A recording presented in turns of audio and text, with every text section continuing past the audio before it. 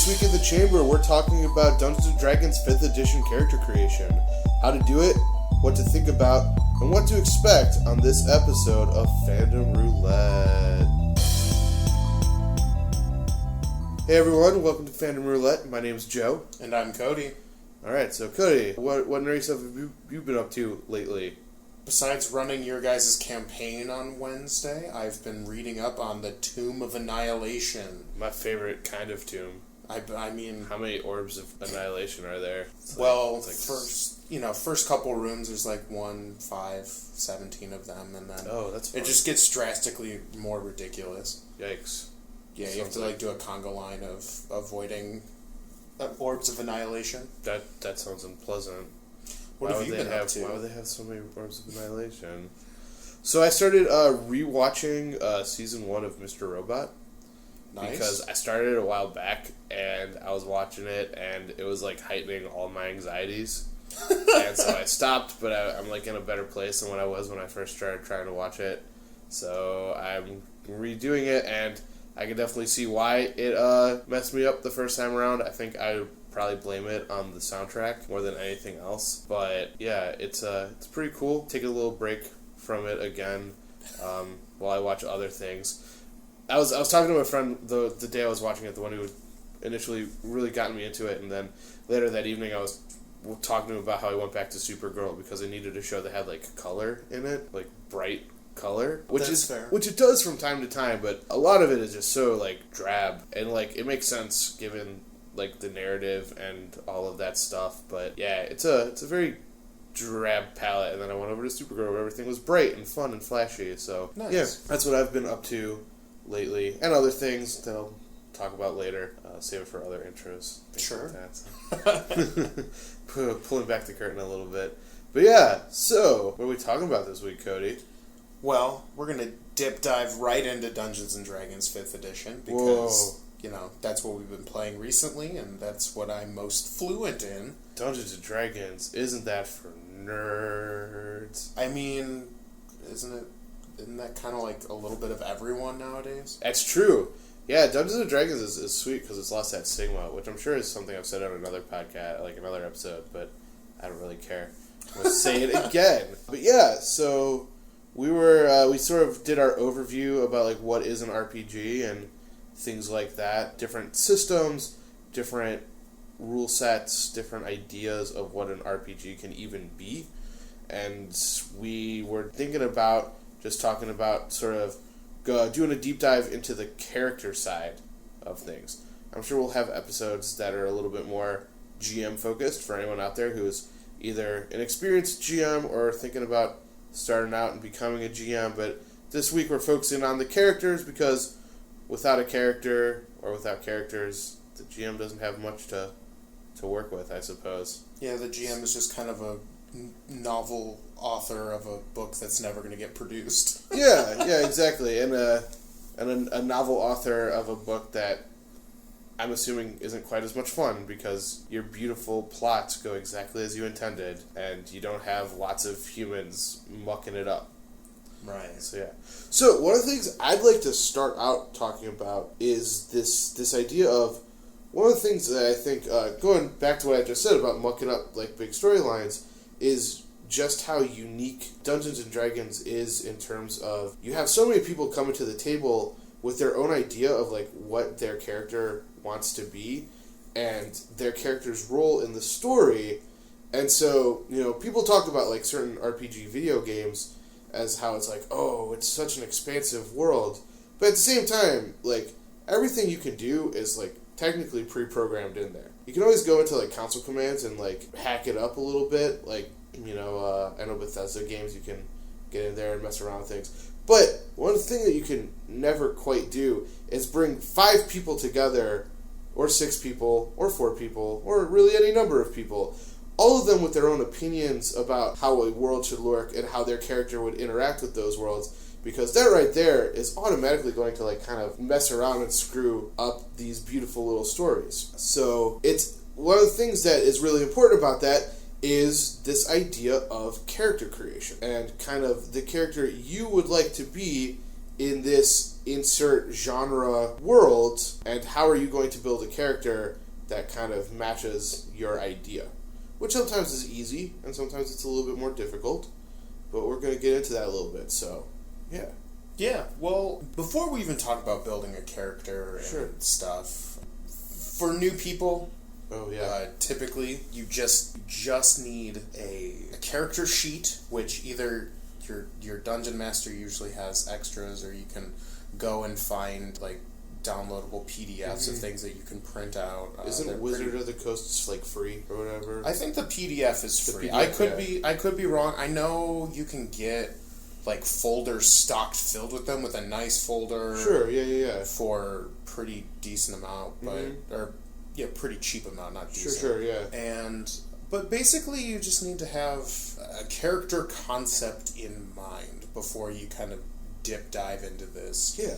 And at least for me, I like to run what I call session zeros so that I can help. Some DMs will do this, some won't.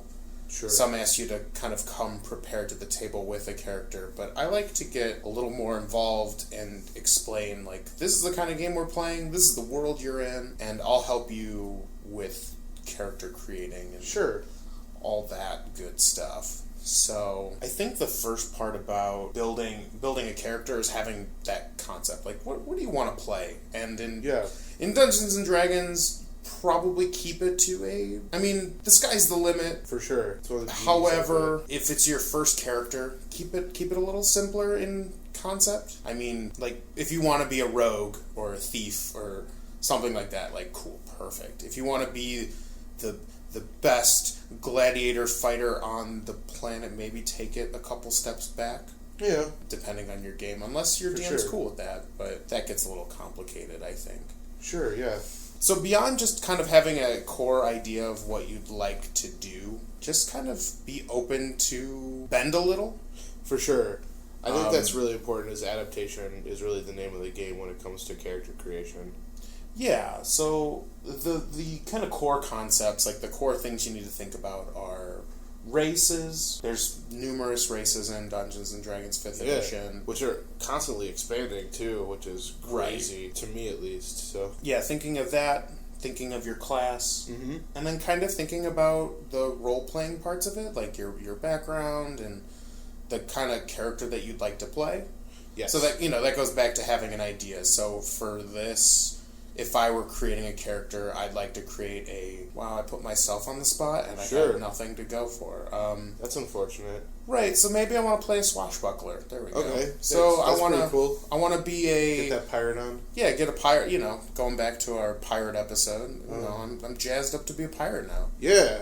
So... But like the fun pirates, not the like bureaucratic pirates. Well... Yeah. No, I know. Carry on. And so then I would like to think about what race. So there's a couple of, there's your dwarves, there's your elves, there's your humans. Sure. There's halflings, which are fun. Yeah, gnomes, not dragonborn. No, they're dragonborn. Yeah, they're called dragonborn. I thought maybe for a second that I was like impeding on like Skyrim territory. Yeah. Well, it's not dragonborn in the Skyrim sense where it's like dragonborn is like a title that is passed down through family lines and could, in theory, be any race because Skyrim allows you to be whatever you'd like to be in the game. Right. In this case, Dragonborns are like, you are a dragon, a humanoid with dragon features that can be as prevalent or hidden as you see fit, personally. Unless that was just something you allowed Julie to do, or Phoebe to do. So in the player's handbook, Dragonborn are typically considered half human, half dragon. Yeah. They got scaly snouts and they'll have dragon-esque features. Some of them even have wings, if I recall correctly, right? I don't think the actual base race does. Maybe it does. They're like constant, whatever. Not important. Sure, yeah. This is pedantic, so. Right, but yeah, no, I think for one of the characters in our campaign, she wanted to be a Dragonborn, but she knew that it was going to be difficult. Difficult because in the world that I created, they either are few and far between, and most people aren't like a huge fan of dragons because, like they eat people and steal people's gold. Yeah, not pleasant stuff. Not good stuff. So she wanted to play it up like she uses like her clothes and stuff to kind of hide her dragon-ish features, so she's a little more human than dragon. Yeah. Which to me is like, that's fine. Yeah, for sure. Especially because your group was all very non-human-esque characters. We're aggressively non-human yes. in our group. I mean, that's fair. Oh, and then one other one that we forgot to mention is, of course, tieflings. Everyone's favorite Hot Topic race. Yes, the half-human, half-demon. Half-demon. Do you want to have half scales and horns and a tail? Yeah, you do. Yeah, a little bit. Pull out that My Chemical Romance jacket. Play that. Put that on. Dude, I want to put on a Black Parade. Welcome to it. But yeah, so I think race is actually a pretty fun thing about Dungeons and Dragons. I remember. Did you ever have any experience with 4th edition? I skipped 4th edition. Yeah, we played. I played briefly with a group of friends, and one of the things that they had in the beginning of all of their various character race sections, which is something they've kind of sadly gotten rid of in this one, is you should play a dwarf if you would like to be a character who is, like, honor-bound, enjoys, like, this and this and this. You should be a halfling if you're a person who cares more about friendship than, combat and high adventure, and all these different things. And then my favorite one, they tried so hard to justify human as a race. It's like, be a human if you want to be liked by everyone.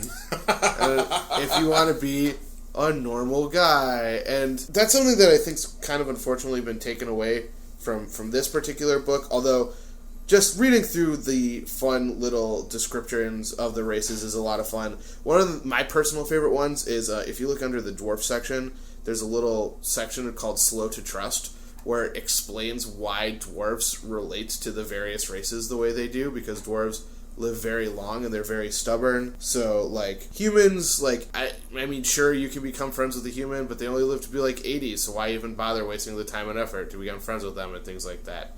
Weird things to sort of think about as you're developing these characters. Plus, I think a lot of people are coming to Dungeons & Dragons are fans of the fantasy genre. I would think it would be safe to say. So you're probably coming here, too, with your own kind of idea of what you would like to be, just based on what you like and what your interests are when, reading and engaging with fantasy stuff. Which is, not to say that, every race is equally represented, or you might be looking through, you might see a picture that really appeals to you, but I'm not gonna lie, I loved The Hobbit as a kid growing up. I've been in love with dwarves and the dwarven race since as long as I can remember. I have only recently even considered playing non-dwarf characters. I have two halfling characters, and construct character that I probably will never see ever again, which is a shame because I liked him. But yeah, like, so you're probably all coming to this from the same table, or from your own idea. But one of the important things to note about the different races and choosing different races is they all have their own sort of different traits, which is an important thing about character creation. Yeah, so if you're looking for more of a mechanical purpose, like what's gonna make you better at a certain thing, so if you, like, for instance, my character, who I haven't named, he's just a swashbuckling rogue, a pirate, if you will. Sure. Certain races have kind of buffs, and everyone's got their own little quirky things. 100%. I know dwarves typically are a little more resilient, or yes, they come to the table with more proficiencies in, like, stoneworking. They tend to be beefy. Yeah, whereas other races, like, they might have dark vision, where they can see in the dark. Some races come with dark vision, some don't. Some, you get bonuses to your ability scores. So, like, in my head, for my rogue character, I haven't really thought of more than just kind of being a pirate. Sure. And I thought it would be nice to have a swashbuckling pirate who's dexterous. So cool. For me, the elf seems to be the big one because they get a +2 to their dexterity score. Wow. Right. Pretty exciting stuff. Elf, you say. Do you just want to be tall and perfect at everything? Well, I am tall and perfect in real life, so I figure that it might as well reflect on my character. Well, that's cool because I'm rotund and stubborn, so I'm a perfect dwarf. So yeah, I mean, this part in your first game, to be quite honest, it really doesn't matter what race you pick. Yeah. I usually just go by what I think is cool. So, like, for sure, yeah. At the, like, I actually do have a swashbuckling rogue in another campaign. What race are they? Well, they're not one of the starting races in the Okay. player's handbook. Are they out of Volo? Yeah, they're out of Volo's Monster Guide. Okay. So I picked a Furbolg, which is like a cool, like, nature spirit kind of guy. Okay. I guess they would be technically considered, like, forest giants. Oh. So I picked a forest giant who's a That's fun. swashbuckler, just because that sounds dope. I want to be a forest. See, and I think that's the fun thing, too, is thinking about, you know, maybe not necessarily your most traditional swashbucklers, because you don't think of a big giant as particularly swashbuckly, but hey, it's a fantasy world and anyone can be anything they want to be. Right. So, and the good thing about 5th edition, where some editions kind of don't do this, is that there aren't a whole lot of negative traits per race. So if you want it, so in previous editions, like, orcs weren't very charismatic because they were like, orc smash. It's hard to talk through the fangs protruding from your, you know, bottom lips. Right. I think that was like the concept. It's like and they had horrible names too. Like I think it was called Monstrous Appearance in 3.5, and so it was like your charisma was constantly like nega buffed because like you had fangs and horrible orcish features, and it's like, ugh, that's uncomfortable. Right. So they got rid of that kind of stuff for the most part. There's some mild exceptions, but if you wanted to be a charismatic half orc wizard, then that is a thing you can be. Yeah. Which is great. And honestly, that's one of the things I love the most about 5th edition, because as I was getting ready to like play this new sort of batch of campaigns, because I'm in like 2 right now, I was trying to think of and come up with like fun, weird combinations that didn't make a lot of sense to my brain, but that would be fun to play. And I ended up being a dwarf cleric, which I guess is about as boring prototypical as you can get. But you got to make another character, though. I did get to make another character. But the fact that I had the ability to potentially be like a half-orc druid, say, was something that was completely unthinkable in 3.5. Not without some heavy penalties, anyways. Yeah, you might, like, let's put it this way: you would be putting your highest score, your highest roll into like an ability that was going to get a negative modifier. Yeah. So like you were gonna always get a penalty regardless of how good your your main stat was. And it's kind of sad because that's very limiting. Right. If you think about it, it's like, I'd really like to be this thing, but the game was kind of saying like, no. If you're a half-orc, you can be this thing and this thing, but you can't be this thing and this thing, which always kind of went against the nature of role-playing games to me in general, because it's an escapist world where you should be able to do and be whatever you would like to be. So yeah, I agree. So we have your core concept. Sure. We have our race. Now, the book goes to picking a class. Okay. So in this, there are a handful of classes. Yeah, and some pretty great classes, too. Right. So I mean, pretty traditional stuff. Yeah. I mean, to go down the list... Let's do it. There's the Barbarian. Awesome. Fierce Warrior, primitive background who can enter a battle rage, which is the mild description in the player's handbook for Barbarian. So basically, a dude who wants to F shit up and, like, rage out. So you have your Bard, which is a charisma-based magic user, and they've, like, sort of learned to imbue the power of magic into their music, into their songs. So the little description here is, an inspiring magician whose powers echo the music of creation. Ooh. Yeah, so if you're looking to be if your theme... It's not my theme, but if it's your theme to be a charismatic guy, but you want to throw some magic on that, because nothing says, like a good old helping of sliced magic on your character. That's true. The other thing about bards that are nice is they're helpers. They're like, they do buffs and things like that, which is pretty cool. Yeah, I agree. Down the road, cleric. A priestly champion who wields divine magic in service of a higher power. So, I think in terms of the role-playing, this is kind of... These classes get to be a little more complex, because you follow a deity, and maybe you have an idea for the deity that you want to play, or maybe your dungeon master has a set list already that you can pick from. I know that's what I did for you. In this case... With deities, you gain your magic from them. So you worship. So in my campaign, there was this god named Ibris, who is the god of hope. So if I was going to play a holy, devout cleric who wants to spread hope throughout the world, I would pick that to be my deity, and then use their divine magic for healing and buffing and smiting evil. Mm-hmm. And they're great because they're kind of like the cross between being a physical character and being a magic character. Yeah, I think that's one of the really interesting things about them. It's actually one of the things that appeals to clerics about me, or for me, I suppose, as we were getting ready to do this venture. And your character is a cleric currently, too. I am a cleric, so I have a cleric and a bard at the moment, which is interesting, too, because it's like kind of two schools of magic, but that's something we can get into in another time.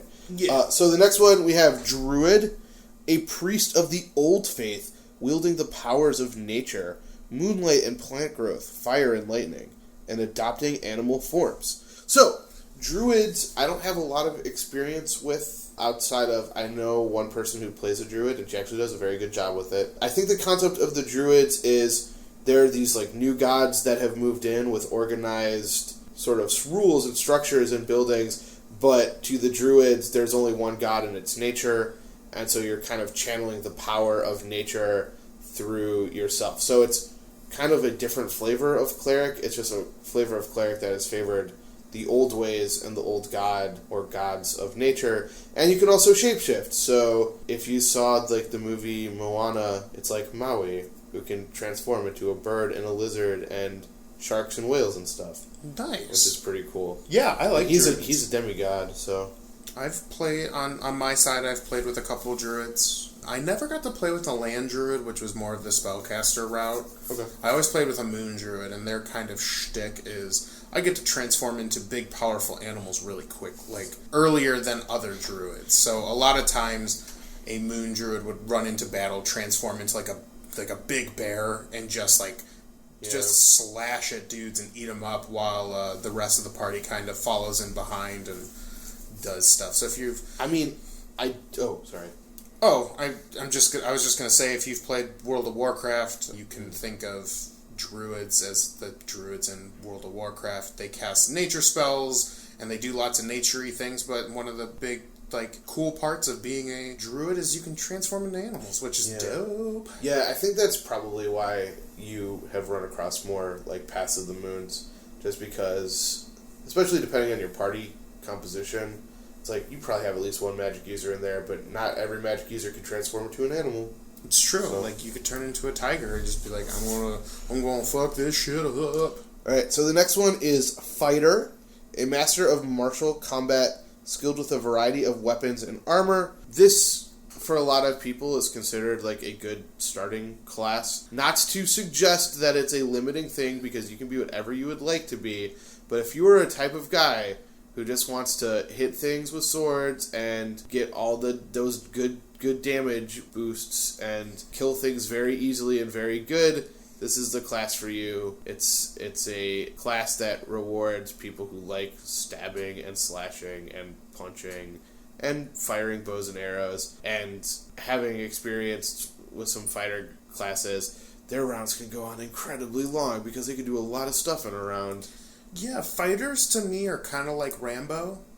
Yes. They just walk into a situation with, two swords on their back, a whole bandolier of knives that they can throw at people. They got a bow. They're just prepped martially for any situation. And to go back to that point of this, a lot of new DM, or a lot of inexperienced players and DMs, fighter is kind of a go-to, you don't know how to play the game, play a fighter. And I kind of call bullshit on that. Go ahead. Part of it is play what you want. Because if you're not invested in the fighter, you don't want to be a guy that goes in and hacks stuff up with a sword. I mean, that's cool, but if that's not something you want to play, then you're not going to get invested in learning how to play that class. That's Whereas fair. If you're a wizard, oh man, I want to play like Gandalf, and I want to have a big old wizard book, and I want to throw spells left and right, and I want to do all sorts of cool stuff, like, you're going to be more invested in learning how that works. And it's honestly a lot simpler in this edition comparative to other editions. So Sure.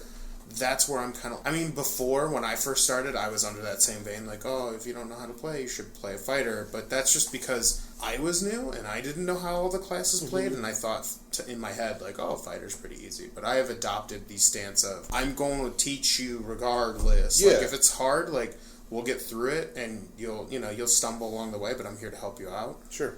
I mean, I guess, too, though, it's, I guess in terms of, if you're wanting to play a martial, like, sword and shield type class, and it was your first time playing, I might point you in the direction of fighter over, like, barbarian, say. Yeah. If that makes sense. Because, like, mechanically, there's fighters some are... weird stuff about barbarians, like the fact that they have unarmed combat, which I'm sure probably looks very, very scary to a new player. Sure. It's like, I don't have armor, but what if my guy dies? It's like, yeah, it was like, so like with a fighter, you can get your plate mail and your shield and your very big sword and be the most fighter archetype character you can be. Because now that I'm thinking about it, I think there are very few characters that like would fall very nicely into the fighting archetype. I mean, I would say that Xena would be a good fighter. Okay. Like, I mean, maybe Okay. you could argue both barbarian or fighter for her, but with her martial prowess, I would lean towards fighter. Yeah, I would lean towards fighter as well. Hercules, I know he uses like a sword and shield and stuff. Okay, like, and he that's doesn't really fair. rage out. So like that's the thing. That's like the big thing to me that differentiates the fighter from the barbarian. Barbarian's very brutish, like, Yeah. I'm gonna beat this thing up and I'm gonna get mad and I'm gonna do this stuff. And fighters are more, I don't want to say respectable, but they know what they're doing in combat, but they don't like have to go into like a berserker rage to get what needs to be done. That's fair. I will say it is one of the easier classes to play if you pick there's a subclass within fighter, so for most classes you have to pick at some point a subclass, Yes. which kind of further differentiates your character from all the other characters out there. And one of them is the champion fighter, and they get very little mechanical stuff. So as you level up as a champion fighter, the most that happens is you get to roll critical damage on 19s and 20s instead of just 20s. Okay. But beyond that, there isn't a whole lot to the champion that makes them very different. So I think that's why most people are like, oh, go fighter if you don't know what you're doing. Mm. But that's my thought. So moving on from fighter, we have the monk, a master of martial arts, harnessing the power of the body in pursuit of physical and spiritual perfection. Now, when I think of a monk, I think of, your typical, like, Shaolin monk, very good at, I don't know about Shaolin monks per se, but in the D&D world, monks are really good at hand-to-hand combat and can punch and kick things, and they kind of have a magic system, except it's called key points. And you spend your key to do fun moves, like you can, like, knock people over while you're punching them, or you can take more attacks in one turn. I think one of them's even, if someone shoots an arrow at you, you can spend a key point to catch it. Yeah, I think you can throw it back at them. Yeah, so there's some pretty cool stuff in the monk tree. I haven't played one. I would like to play one at some point. I've not had any experience with monks other than I was looking through the section, and it looked a little weird. Yeah, it's kind of like cleric. It's a cross between a caster or a magic user and a fighter. Yeah. Because you do a lot of punching and kicking and all that stuff, but you also can augment all of those punches and kicks with your monk traditions and stuff. Yeah. I think it was just the key thing was the thing that was throwing me off as I was reading through it. It's like I wasn't quite sure the parameters of how that was supposed to work. That's fair. So the next one we got is Paladin, which is a holy warrior bound to a sacred oath, which is looks like the shortest description on here. So they're very straight to the point. They're incredibly straight to the point. It's like a cleric, but they want to hit things more than cast spells. Yeah, and so that's the big thing, right? Is they wear the big plate armor. They're, I guess if you want to think about it, they're like the hammer of faith if you will. Yeah. So the strong arm of the law. A little detour. Paladin is a historic term that was used in, I believe, the Holy Roman Empire with like Charlemagne and his people, and so they considered themselves to be holy knights, sort of defending the faith and things like that. So paladins do get some spells, which tend to be, well, there's like everything else. There's routes to spells, or to paladins rather. But their spells tend to be things that favor making them hit better, smiting things. There is a spell that is literally named Divine Smite, which makes your sword just glow with very good angry magic to smite things very good. And then they have some basic healing spells, but you're not going to get as much healing as a cleric. So, and then there's different oaths, which is what make the paladin interesting.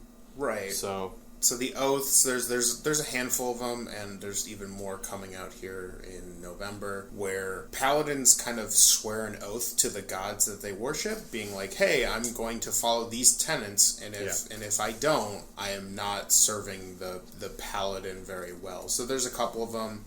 They've got a couple of they got like a Batman one, which one of our current players, her name is Binks, and she chose the Oath of Vengeance, which is a very I want to smite and do what's best for the world, but I kind of got like the Batman mentality where I take the law into my own hands and smite evil as quickly and efficiently as possible. But that's the paladin. They're again, a lot of these archetypes kind of blend and mesh together. Yeah. A lot. Sometimes it can be hard to pick one class to play. I know this is one that a lot of newer people tend to favor as well. Because, that makes sense. Because they're very good at hitting, and they have just enough magic to give you a feel for what a magic system looks like and works like, without necessarily being like, well, if this whole magic thing goes south, I still have a very good, very big sword that I can use to hit my enemies very hard. Right. And nothing says ow like getting hit in the face with a giant sword. A very, very big sword, yes. The next one we have is Ranger. Okay. A warrior who uses martial prowess and nature magic to combat threats on the edges of civilization. Now, Rangers in this edition are, in my opinion, not very good. Mm-hmm. I think there are other classes that do what the Ranger does a little better. Yeah. But if you're looking for your typical, Legolas? Aragorn.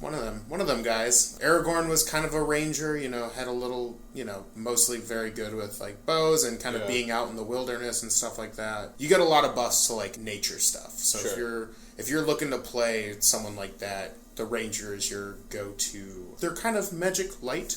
They have a handful of spells that they know, and most of them are pretty much do damage or do a very specific thing. It's not very complicated. Mm-hmm. But yeah, I think out of just the role-playing aspect, they kind of did not get the same balancing treatment that the other classes do. So I've played a normal Ranger, and unless you build yourself very carefully, which is, something I don't like doing. Mm-hmm. I'm not here to make the most powerful character ever, but you do fall behind pretty quickly if you don't make the perfect adjustments to your character. Interesting. Yeah, I've never really had any interest in playing Rangers. I don't know why, but yeah. Moving on, we got the Rogue, a scoundrel who uses stealth and trickery to overcome obstacles and enemies. So my swashbuckler would probably be a rogue. Yes. If we were going to go back to the analogy of me creating a character. That's actually the archetype it's from, right? Or am I wrong? Right, no, there is in one of the other books, there is a swashbuckler archetype that you can play as under the rogue. But if you have the basic rulebook and you just want to be a swashbuckly character, the rogue is the way to go. So I initially I don't know why, I had issues with them calling this class rogue, and I don't know what specifically it was about it, but I've grown into liking it being called rogues. What was it before? I can't remember for the life of me. I know in the original one it was thief, I want to say, which doesn't work either particularly well. But it's I think it was maybe just because I was coming from such a Star Wars state of mind, where it's you think rogue and you think Han Solo, who I don't necessarily think of as a D&D rogue. Well, he was He was kind of tricky, and he was tricky. Don't get me wrong, but like rogue. He used trickery to overcome obstacles and enemies. But like rogues have sort of become this like catch-all, almost like skill monkey, where it's like, do you need to pick a lock? Send in your rogue. Do you need to disarm a trap? Send in your rogue. Do you need to like kill a guy very, very secretly and silently? Send in a rogue. Yeah. Like Han Solo, he tried to hack that door that one time, and I think he made it. I think he made it worse for everyone. But I guess he was maybe a different path of rogue. Who knows? Maybe. Yeah, I don't know. I just sort of always had associated rogue with like there's an anthology book that was written by a bunch of different authors just called Rogue, and as you read through it, you can definitely see like just how many people interpret the idea of rogue differently. So it's like you have your D&D rogues, but you also have your rogues who are just like very charismatic guys who sit at the back of bars and like kind of stumble their way into adventures and this and that and the other thing. It's like I feel like rogue has become a very catch-all term, but the rogues are great because they do get a lot of really cool stuff. They get something called sneak attack, which is very, very powerful right off the bat. Yeah. And they've changed up the rules on sneak attack too to make it a little more powerful, which is anytime you are like adjacent to a player character, you get sneak attack, which adds like a large amount of damage. So if you're in the same sphere as like if you're a rogue and you're in the same like corner of the world as like a paladin or a barbarian, you could do as much, if not potentially more damage than them, which is an insane thought, right? Yeah. Like, well, it's one of those things where it depends on your subclass. So a lot of classes have their own kind of specialties. So rogues get, in the starting book, they get thief, which kind of goes back to your original thought. They're good at stealing things, they're good at getting into places they shouldn't be, etc., etc. Then there's the assassin. And the assassin gets so many buffs for attacking somebody who is unaware that they're about to be attacked. So, for me, rogues are super dope. Yeah. They don't... And again, it kind of goes with the description. You kind of have to be paying attention to what you're doing. But if you're cunning... Yeah. Then you can do a lot of cool stuff with the rogue. Mm-hmm. I feel like the rogue also is a class that like awards people with a more tactician style mind, because like you can really observe and do some pretty neat stuff. So the next one, you have sorcerer, a spellcaster who draws on inherent magic from a gift or bloodline. So sorcerers are charisma-based magic users, which means that their highest score should be charisma. And the thing about sorcerers is they kind of just like tap into like the raw energy of magic, which can create some pretty interesting things. So like there's the wild magic sorcerer, which means that when you cast spells, you run the risk of like rolling on this table that just creates weird things because you're like basically just tapping into the raw magic and like the magic of the universe. Whereas like with other ones, like when you're a cleric, you're kind of like channeling your god's powers, and when you're a wizard, you sit there and you meticulously study all of your spells to make sure that everything you do is going to come out properly and accurately. Whereas a sorcerer is just like, I want to do something magical, and then you do it, and then it's like there's consequences to it, which creates some pretty interesting scenarios. Now, like everything else we were talking about, there's like various subclasses and things like that.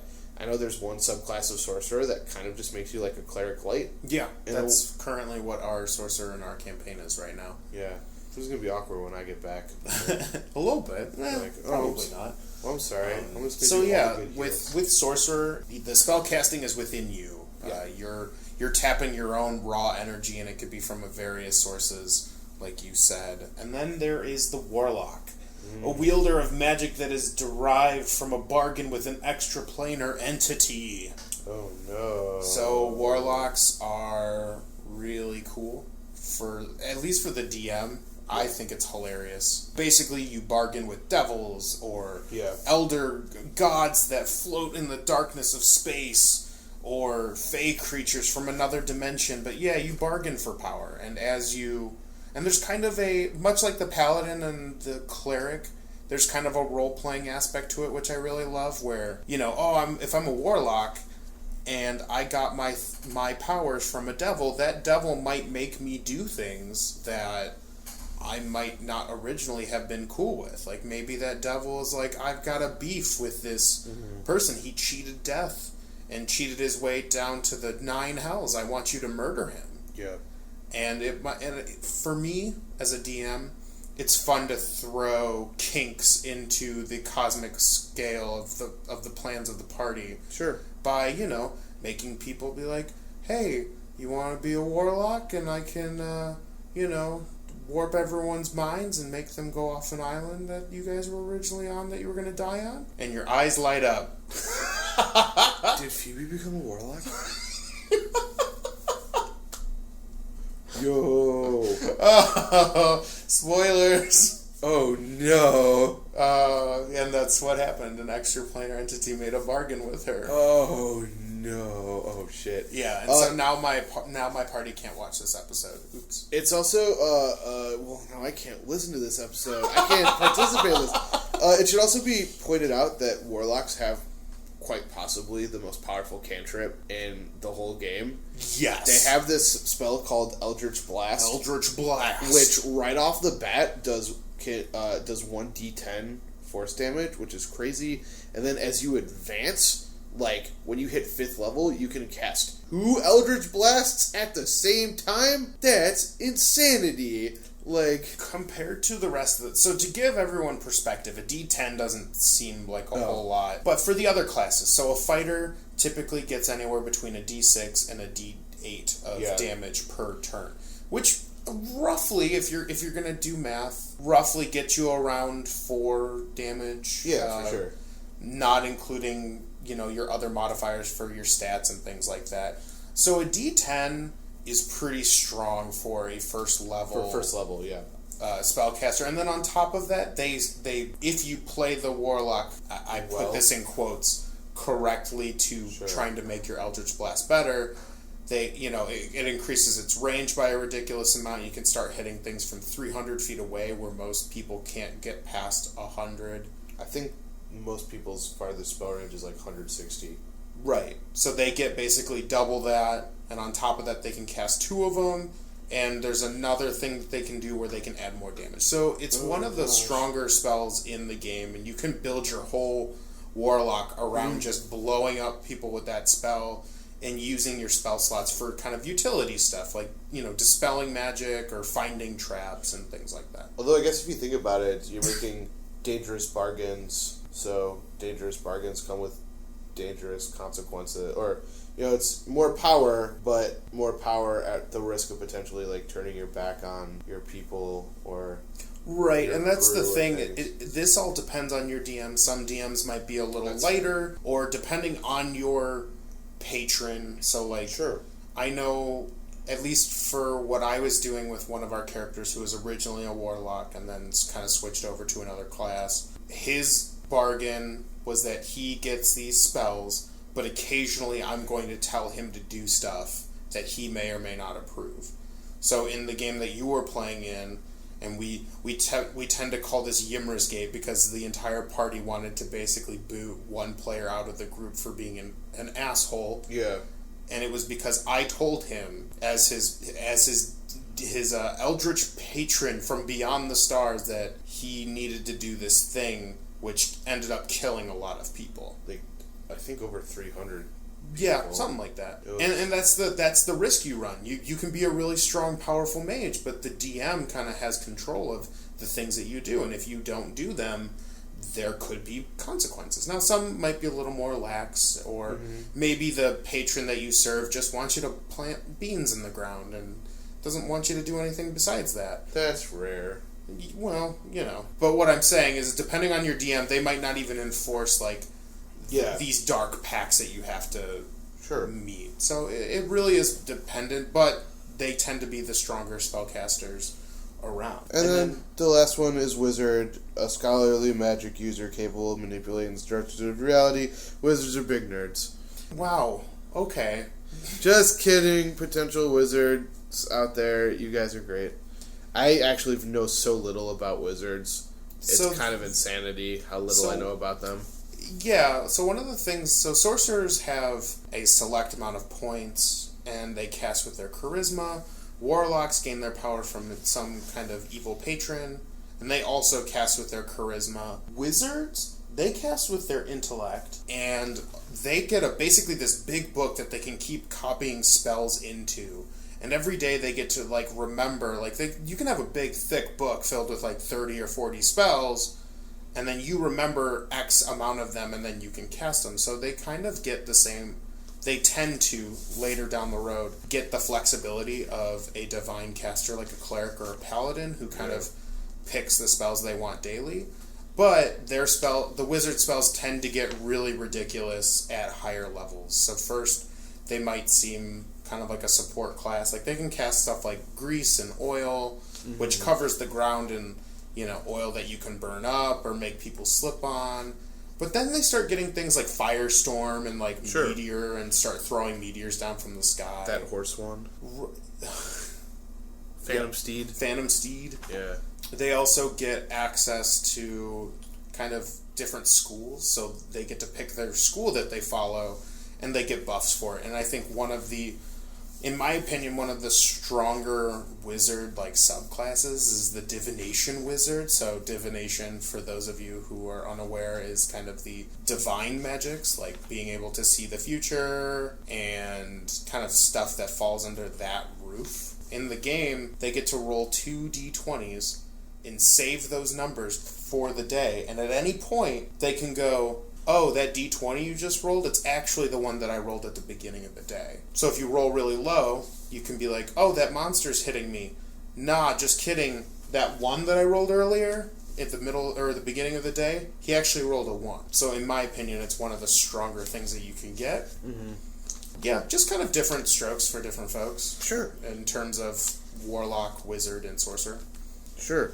Now let's turn back to something real quick. Sure. I'm gonna run down in this little list, and I'm going to read something which is primary abilities for the various classes, which is going to go back to that little conversation we were having about race and how certain races favor certain classes. Not always, but like half-orcs get a bonus to strength. Right. Which means half-orcs would make very good barbarians because that's their primary ability. Right. Or maybe good fighters. Or maybe good paladins. What's a dexterous race? Halflings tend to be pretty dexterous. Elves. Halflings tend to be pretty dexterous. So halflings could make good monks. Or rangers. Or rogues. That actually makes a lot of sense. I love that. I love that concept. What are some wise races, Cody? Dragonborns tend to be pretty wise, right? Gosh, I don't know. I don't know if there is a class. A particularly good race for wisdom. Not elves, that's for sure. No, now hold up. I know you hate elves. Oh, gnomes? Okay, so if you're a gnome, you could make a good cleric or I'm sorry. That's not right. Gnomes have good... Take back what I just said. They have good intelligence. My bad. I thought it was wisdom, but I can be wrong from time to time.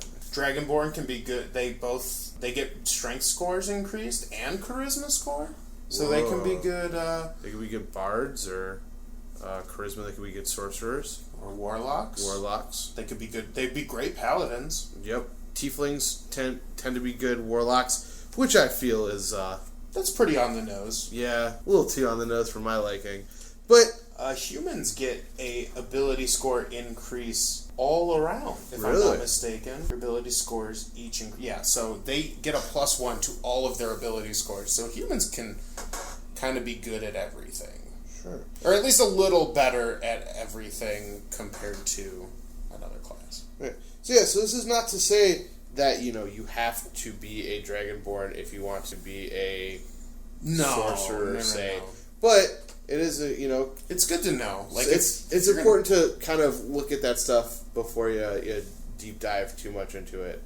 Like, one of the things about, like, clerics is, like, they tend to be pretty beefy, so, like, a good con score is always important for a cleric, which was why a lot of people like to play Dwarven clerics. Right. So. Well, and also, it lets you know, like, what you're going to be naturally good at. Because we'll get into it a little later. There are proficiencies that you can get. But at some point, like, for instance, going back to the Dragonborn, they get a +2 to their strength. They are just natural, unless you decide that strength is not your favorite stat.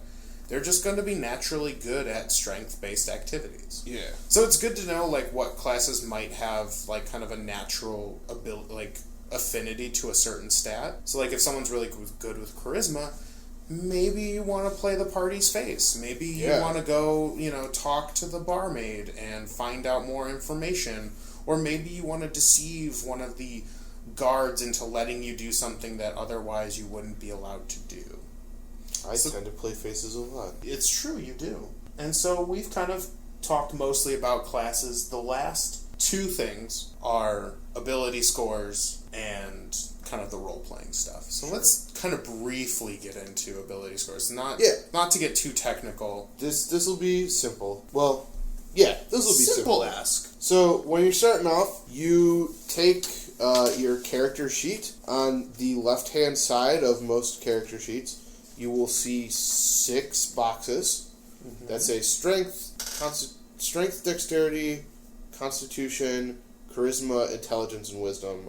They're correct. In some variation of that order. Right. Then what you do is you take 4 6-sided dice and you roll them, and then you take out the lowest number. So let's say, for the sake of argument, you rolled a 6, a 4, a 3, and a 1, you get rid of that 1. Mm-hmm. Then you add it up. So 6, 7, 8, 9, 10, 11 is your score. So you write that kind of down on a piece of paper along the side, depending on your DM, of course. But you do this 6 times, and then you kind of think about what kind of class you would like to play and what kind of race you would like to play. And then you take those 6 numbers and you put them into the boxes based on what your class should be good at. So let's say, let's go back to your rogue for a second. Right. Where would you put your highest stats? Well, if I was going to be a swashbuckling rogue and I wanted to make sure I was doing the right amount of damage and sneaking around, I would put my highest in dexterity. Yep. Nice. And just so that people have an idea for the numbers. Oh, so yeah, for sure. For people who are actually, like, decided to watch this podcast and maybe tomorrow you're going to start playing D&D and they're like, all right, we're going to roll up characters and stuff. To give you a baseline of what those numbers mean, so he was doing numbers and he got an 11. 10 is your baseline 0. So, like, you're not particularly good at that skill, but you're not bad either. You're right in the middle. You're an average person at this thing. Yeah. So anything under a 10 is bad. You're going to have negative penalties to whatever that stat is. Anything higher, you're going to get buffs to them because you're just naturally strong or charismatic or intellectual. Mm-hmm. So from there, you write these 6 numbers down, and by this point, you kind of already know what kind of class you want to play. You've looked through it, and so for my swashbuckling rogue, I want Dex to be my highest stat. But I also decided down the road that I also wanted to, like, kind of be a little bit of a Han Solo, kind of talk my way out of situations if possible. So then maybe I want to put charisma right underneath that. And then from there, just kind of pick, like, so if you've got a bad one, like, what's your character going to be bad at? Like, is he going to be dumb? Is his intellect going to be below a 10? And, like, if he wants to recall information, he just can't because he's not good at it. Or maybe he's not streetwise and can't, doesn't know the area or just doesn't know how to act around people or be able to tell, like, when people might be duping him if he's a swashbuckler. Man, not streetwise rogue would be rough. Right. Or strength. Maybe I want him to be, I want him to be sneaky on purpose because he's also kind of thin and not very muscular. Sure. But that's just kind of those are things to think about when creating your character. Mm-hmm. So the last thing, my favorite part, is describing your character. Yeah, which is the most fun in my humble opinion. Yeah, because that's what kind of elevates it from a bunch of numbers and blocks of text and things like that to, like, a person. Yeah, so these numbers are eventually going to... The numbers are here to help you figure out what you're good at, what you might be bad at, and things like this. But this is the building blocks. This is why in my personal opinion, knowing what kind of character you want to play is good to think of at the beginning, because at the end you're going to have to kind of fill these things out. So the first thing in the player's handbook that they tell you about is alignment. To not get super crazy with alignment, because me personally, I'm not a fan of the alignment system. Yeah. I tend to forego that altogether. I know a lot of people have been moving away from it. So there are, if you think about it in a 3x3 grid, Yeah. there is lawful good, which is kind of self-explanatory. You agree with the law and you want to be a righteous person. You're King Arthur. Right. There's neutral good, which is the law is kind of one way or the other to you. You're more about yourself in that respect. You would be willing to break the law if it meant you got something out of it. Yeah. And that's neutral good, and I can't ever think of... Oh boy, you okay? I'm good. So, for this, I end up never having a good character, from Like a media Yeah, source. from a media source to, give to neutral good. So what do you think would be a good neutral good character? Yeah, no, we'll move on. So Yeah. there's chaotic good. If I can think of one, I'll throw it out there. Yeah. So there's chaotic good. And Which a lot of people tend to play. Yeah, so you're a good person, but the laws are... You don't care about the laws. For you, life is about chaos in the mystery of things, and not about the order in which laws give. Yeah. The example of this is Robin Hood. Yeah, that's always everyone's go-to. Right. Is Robin Hood. He breaks the law all the time, but he does it for the right reasons. Yes. So chaotic good. Then there's your neutral... Your lawful neutral, which is you believe in the law, but you're self-serving. So maybe you're not, maybe you follow the law, but you might not get into a scuffle that would otherwise hurt you. Huh, that's an interesting idea. You're self-serving to your own morality, but when it comes to the law, you're going to follow the law to the T. You wouldn't break a law.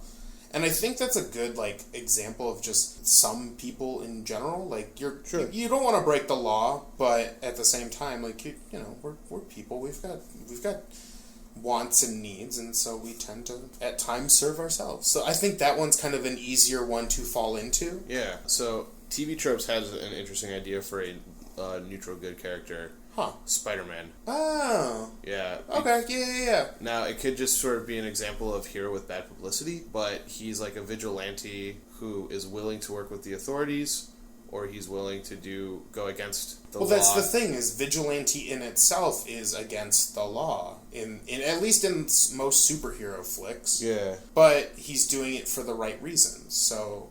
Yeah. And he probably, at least as far as I know from Spider-Man, he doesn't go out of his way to kill people or. So this is an interesting line. He's not battling injustice or upholding the law. He's doing the right thing for the sake of doing the right thing.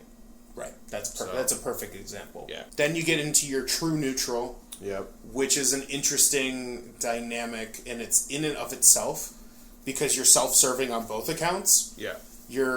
You're not going to sway one way, good or evil. You're not going to go murder a bunch of, babies, but you're not going to go save a bunch of babies either. A lot of people will put Dr. House in the true neutral spot, based on the things I've seen, which makes sense. Okay. To me, at least. I don't know. Maybe people out there will disagree with that, but... I don't know much about House. I don't know much about it either, except that I've seen a few episodes, and it makes a certain level of sense to me. Okay. Then you have chaotic neutral. Which is you don't abide to the law, but you're also self-serving. Yes, so that's your Jack Sparrow. Yeah, that's perfect. That's always the one that people point out. Then you have lawful evil, which is basically devils in the D&D universe. Yeah. And it's you follow the law, but you're sort of serving an evil organization or an evil... Or you could, theoretically, you follow a set law. Oh, that's fair too. You don't necessarily have to... And that's kind of the thing that makes the alignment grid, in my opinion, kind of hard to play with. Mm-hmm. Because law doesn't always mean the law where you are. Sure. It could just be the law of, maybe it's a set code that you follow. Maybe it's a creed from your organization or whatever. So, I think, evil organizations, I'm trying to think of a good one off the top of my head. Like Mafia Goons. Yeah. They'd be perfect lawful evil. Because they follow a set law, they gotta follow the mob's rules, but they tend to, do things like murder people and do evil things. And then there's your neutral evil. I know a lot of people point out Darth Vader, too, for lawful evil. Okay, yeah, because he's a Sith. Yeah, so he has like a rule set. He has like a code. Yeah, that's just an evil code. So right, neutral evil. You're still evil. You're gonna do bad things, but the law, kind of one way or the other about it. Like you're not. It's this weird, delicate balance. Like you're not lawful. You don't follow necessarily a set code, but you're not so chaotic. Yeah. That you're a wild card. Now I'm trying to think of neutral evil characters. Yeah, some of these are, and that's why I'm not super fan of. For sure, yeah. For these examples alone. And then your final one, which a lot of people like to play, and I feel like sometimes they play it horrifically, is chaotic evil. Which is, you have no sense for law and order. Yeah. And you're also a dick.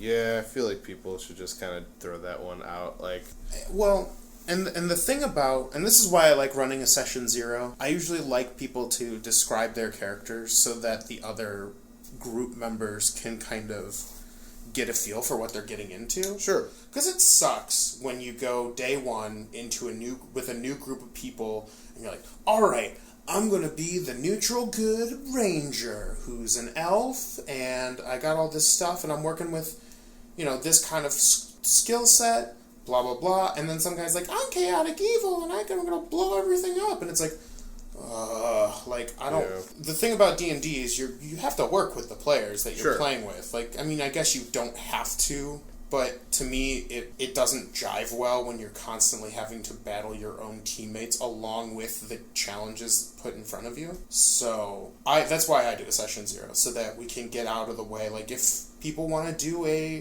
if someone wants to be chaotic evil and the rest of the group's like, oh, maybe it's cool if we be, like, a group of evil people. Mm-hmm. Maybe not everyone needs to be chaotic evil, but, align yourselves in a way so that you can work with the guy who burns down every house he sees. Yeah. So, what would you say Ymris's original alignment was? Himself... Well, originally Ymris was a warlock who took a pact from an eldritch god who wanted him to go around... slaying things and murdering people. So, somewhere in between neutral evil and chaotic evil. Okay, fair enough. Just because of the pact that he made. I don't know if his character was necessarily cool with that, or if he... And I guess in that sense, maybe even lawful evil you could spin because he had to follow a code. That's fair. But the code was very wild and loose. So, again, this is why I don't like alignment grids, because you could argue one way or the other. Just made them difficult to work with, so... Right, and the rest of the group was... And see, this was the thing. I originally didn't run a session 0 with you guys a long time ago. I kind of gave you a basic rundown of what was happening. Yeah. But beyond that, I didn't, sit down with all of you at the same table and be like, all right, let's talk about the characters you're going to make so that everything jives. I think another cool thing about session 0s, too, is just the idea of figuring out where you fit into the party. Yeah. Because, we sat down as a group and we had a paladin. Yep. We had a warlock. We had a rogue. And me, I was kind of leaning between a couple of things. I wasn't really sure where I wanted to land, and I decided that, given the party's composition, maybe it would be wise to have a healer, so I decided to go the cleroc route. That's fair. I think it worked out well. Yeah, no, but, you guys aren't dead yet. Not from lack of trying. Yeah, I mean, the thing with Session 0 is it kind of helps you kind of determine, especially if you're on the fence between a couple of things, or figuring out what your party looks like and what your party would need to become better. Yep. And it's nice so that you don't, and I feel like a lot of groups do this unintentionally, but when you have classes and things that step on each other's toes. So, for instance, if there's 2 rogues, both of those rogues often fight for the spotlight in certain areas because they excel at sneaking and lockpicking and kind of being general face most of the time. Maybe not, but most rogues I've played with typically have also high charisma.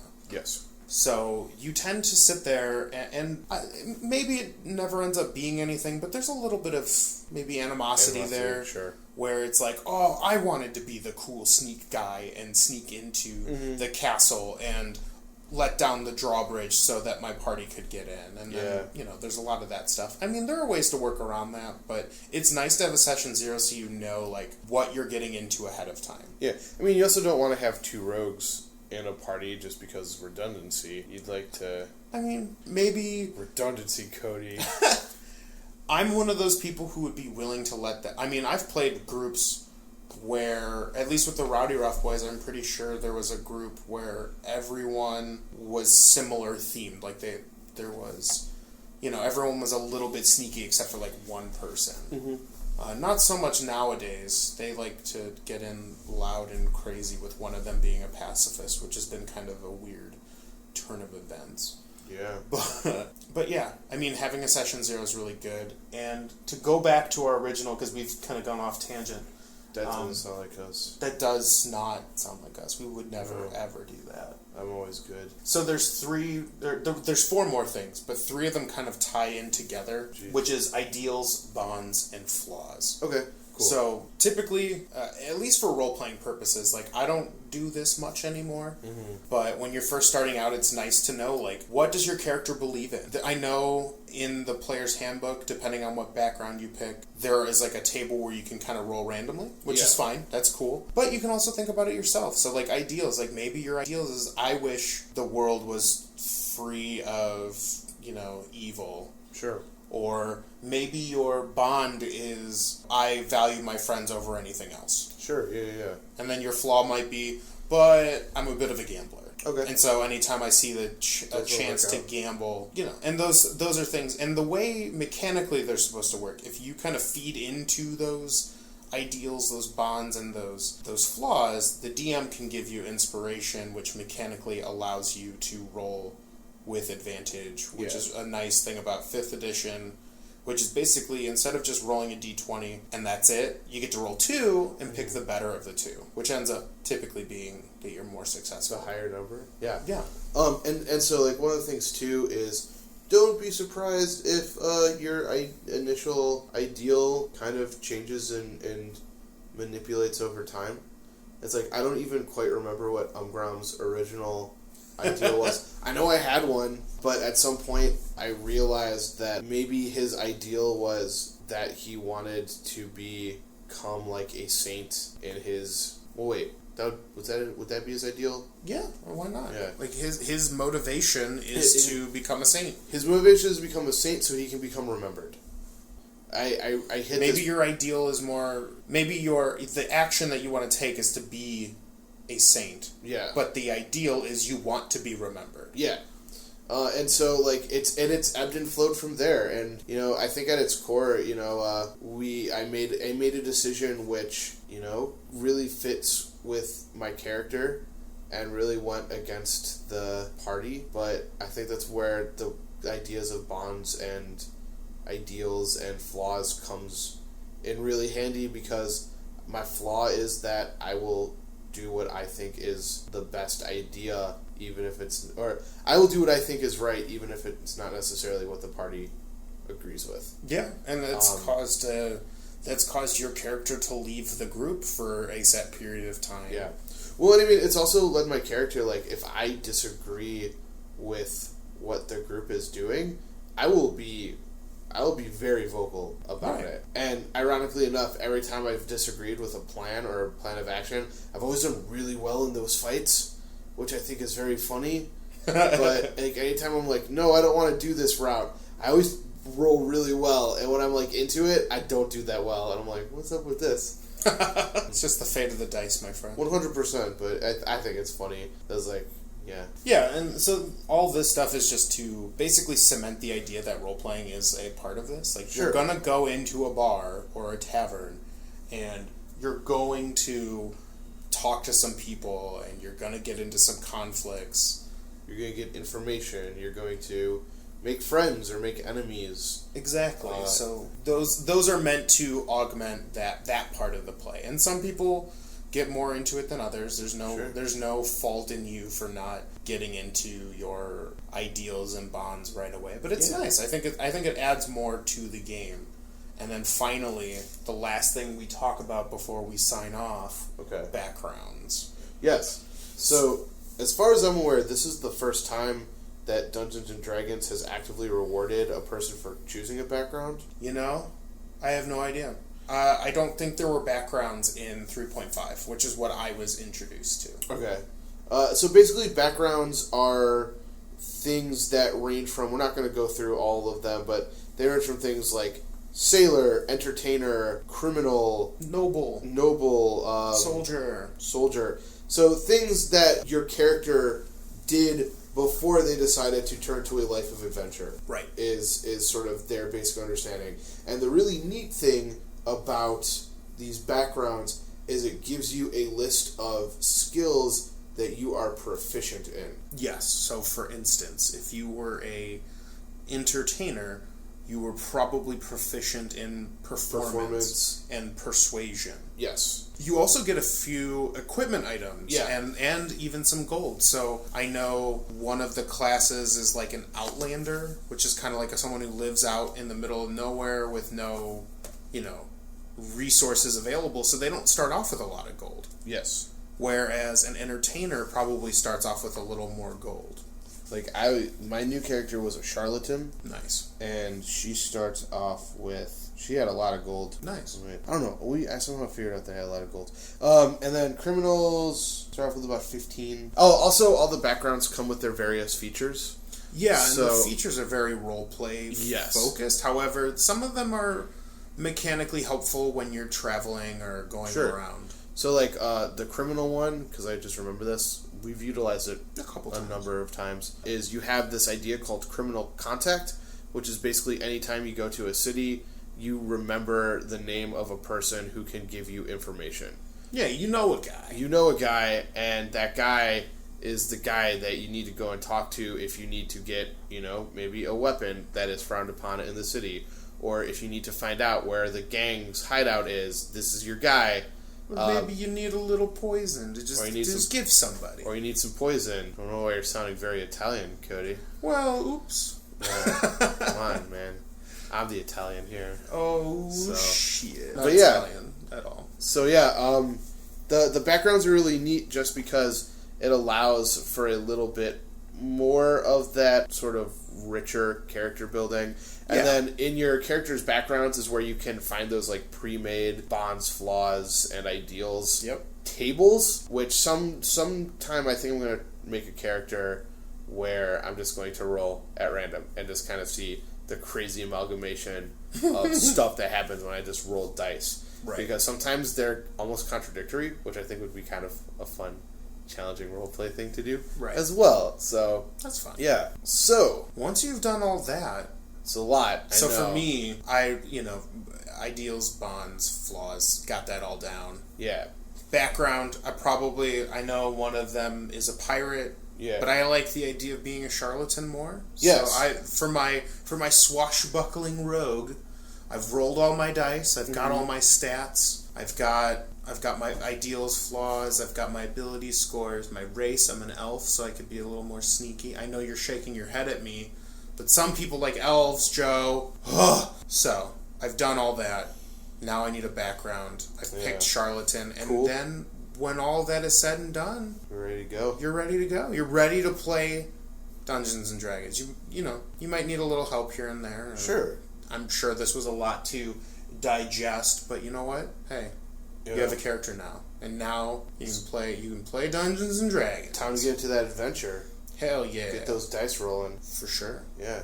And, hey, don't feel embarrassed to ask for help and things like that, because even now and then, I still have problems. Yeah. But so we want to thank you so much for listening to another episode of Fandom Roulette. As always, feel free to contact us, get in touch with us with our information. So, you can find us at fandomroulette.com. We have a website now. Oh, yeah, that's right. And that's where all of our shows are going to be posted for the time being until all of the, Apple and Google and all that stuff gets situated.